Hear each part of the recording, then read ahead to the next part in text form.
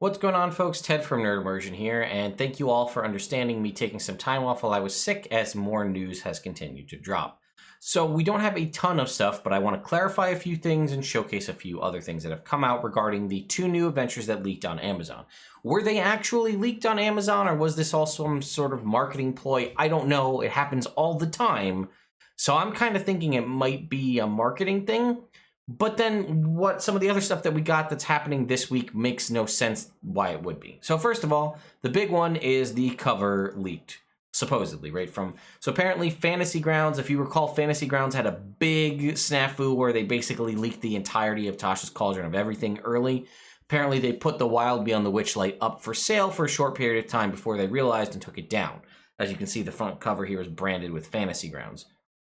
A couple things to take note: the Wild Beyond the Witchlight, a Feywild adventure, a wickedly whimsical adventure for the world's greatest role-playing game. We can see that there's a carnival theme here. That tracks with what we talked about in the previous video, where I mentioned there was maybe some, where the comicbook.com article said they thought it was going to be Feywild based because we had the sort of hints about stuff in Van Richten's guide about the one carnival plane or Domain of Dread. So that tracks. So I'm willing to believe that this is actually the cover. No word on whether we'll actually get limited edition covers or not. So we can go ahead and take a look here. We can see this though. So when I had said that it seemed like it was a leak, but then it didn't. If you take a look at this, D&D officially announced that this week is going to be the Week of Legend lore. I do think it's interesting that it says the Summer of Legend, and then they changed it to Week of Legend lore, which means every day this week at 9 a.m. Pacific time, they're going to reveal exciting D&D news. Now, if you read what these leaks say, it says tune into D&D Live 2021 presented by G4 on July 16th and 17th for details including new characters, monsters, mechanics, and so on. This sounds like something that they would probably announce this week. They'll give us the heads up. This is coming later in the year. Get prepped, get ready, save your money, whatever you got to do. These books are coming later this year. They would say that to us in these news drops that they're going to give during the week. And that's what it seems like. Somehow this is just the early access of that. Now, normally we get these Amazon leaks seemingly out of the blue, and we'll get like a day or two later, we'll get the information from Wizards of the Coast. Now, more often than not, that happens on like the night before. So if we know Wizards of the Coast is going to announce the new book on a Tuesday, then on Monday night, usually because of the international stuff with Amazon somewhere, some Amazon somewhere where it's already Tuesday, when it's Monday here for us, like in Australia or something like that, the information gets leaked, so it gets leaked early. We usually find it, we can do coverage of it. This is days before they're potentially announcing it on a live stream that they're going to be doing, or however they're going to announce it, in preparation for something they're doing in July. So this seems a little wonky, but I do still trust that both of these are accurate.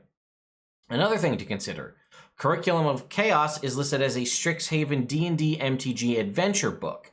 This is the first time we've gotten an adventure book that's a crossover.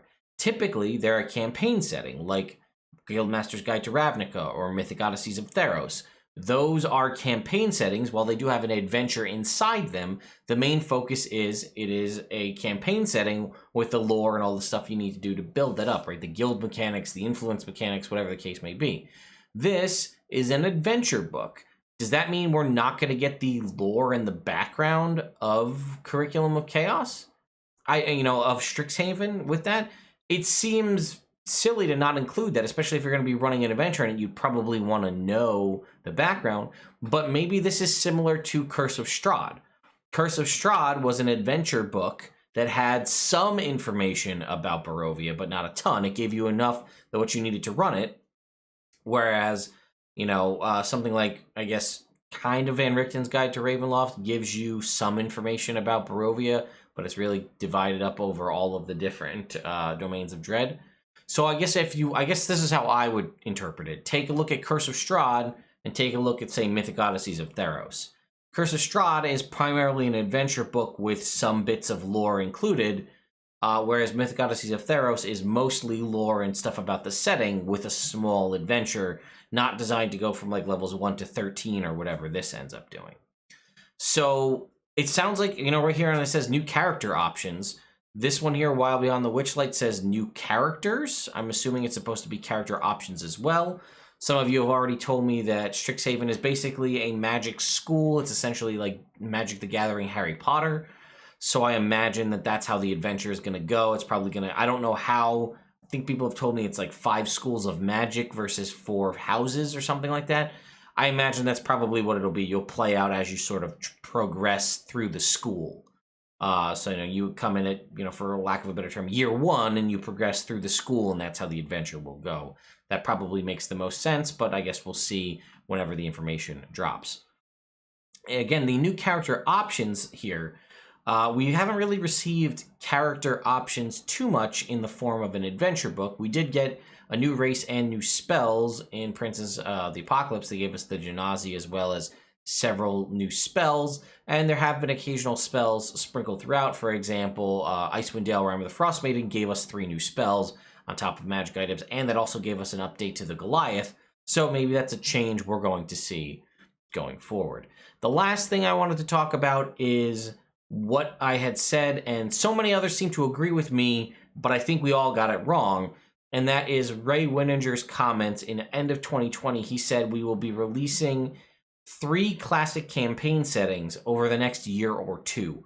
Me and so many others seem to have spun that up in our head that it was 3 being released in 2021, which doesn't seem to be the case.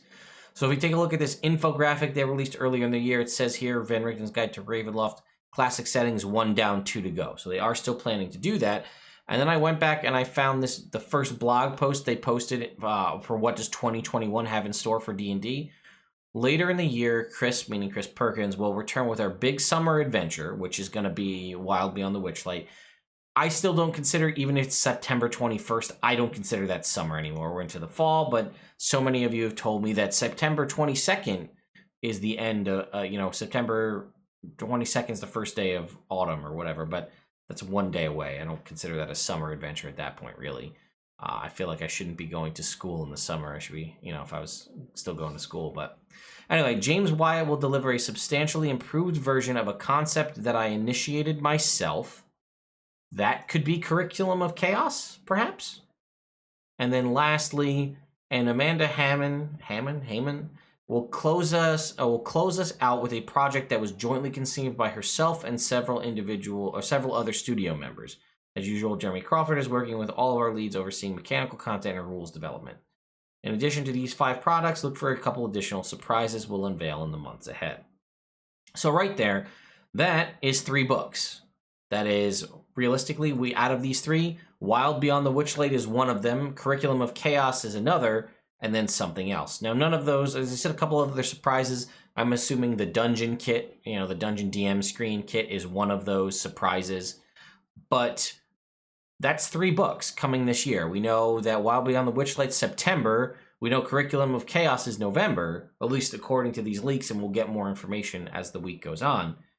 But what's the 3rd book, and where does it slot? Does that mean December? Is that going to be the 3rd book slotted in December? We're going to have September, November, December? Or maybe this is a weird one that gets slotted in October. We get September, October, November, 3 books in 3 months. I don't know. Could this be Dragonlance? One other. I still am holding out for Dragonlance this year. But I haven't really heard anything on the front of the books or the novels. I know we'd originally heard the rumors that they were going to have the first novel launched this year, but I haven't really seen much about that. So let me know your thoughts in the comments down below. Where do you stand on all of this? What do you think? Are you excited for these books? Are you not excited for these books? How do you feel about having character options included in adventure books? Does this bother you? Does it not matter to you at all because you're going to buy it anyway? That is something I have seen. There's a big, especially with so many new players coming, to the game in 5e, there's a very big collector mentality, I feel like, because there's so few books. It's easy to collect them all, and I feel like some people are honestly just buying the books to fill out the collection. In some instances, they're not even that interested in the book themselves. So let me know your thoughts, and as always, as more news drops this week, it sounds like noon Eastern time or 9 a.m. Pacific, there will be news every day. You can, of course, expect that I will be on top of that coverage as fast as I can be, providing updates and videos on all of that as time goes on. So thank you all so much for watching, and I'll see you next time.